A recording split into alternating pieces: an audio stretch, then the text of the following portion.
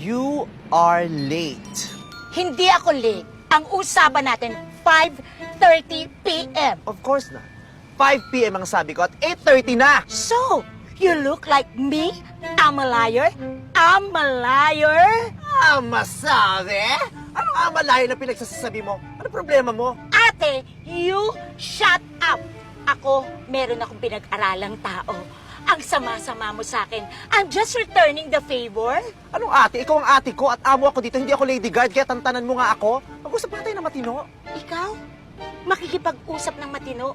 Simulat sa Paul, hindi ka nakikipag-usap ng matino at tinanggap mo ako sa opisina para paghigantihan. Masisisi mo ba ako matapos pagmalupitan ng pamilya mo ang pamilya ko? Iisang pamilya lang tayo. Hindi totoo yan! Nanggaling ako sa pamilya ng mga kabayo samantalang ikaw ay nanggaling sa pamilya ng mga mangga.